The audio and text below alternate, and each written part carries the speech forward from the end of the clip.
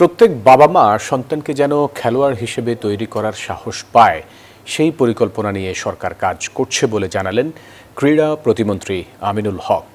রবিবার রাজধানীর জাতীয় ক্রীড়া পরিষদে সাংবাদিকদের সাথে মতবিনিময় সভায় তিনি এসব কথা বলেন। একই সঙ্গে বলেন, প্রতিটি গ্রাম অঞ্চলে খেলাধুলা ছড়িয়ে দিতে কাজ শুরু করেছেন তারা।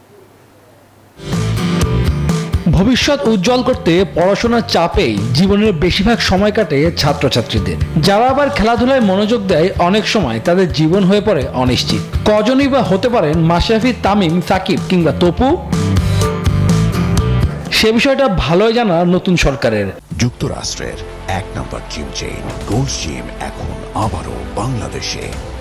বসুন্ধরা আবাসিক এলাকা ও বসুন্ধরা সিটি শপিং মলে। তারা চায় পড়াশোনার পাশাপাশি খেলাধুলাকে গুরুত্ব দিতে। এজন্য পরিবার থেকে যেন সহযোগিতা পায়, সাথে ভবিষ্যৎ অনিশ্চিত না হয় সে চেষ্টাও করছে সরকার।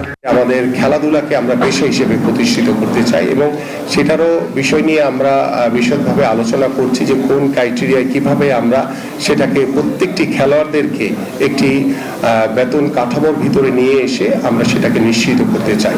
গ্রাম অঞ্চলে খেলাধুলা ছড়িয়ে দিতে চেষ্টার কমতি রাখছে না তারা।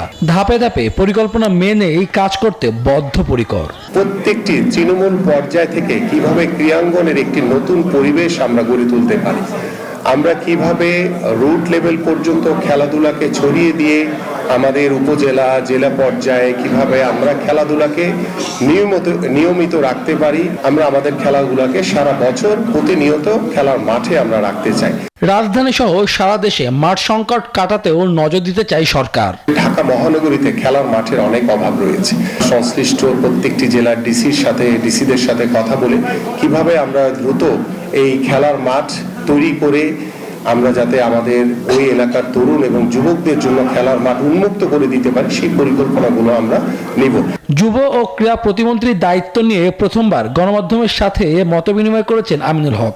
এখন থেকে সাংবাদিকরা স্বাধীনভাবে কাজ করতে পারবেন এমন অভয়ও দেন তিনি। শুভদেবনাথ, নিউজ 24, ঢাকা।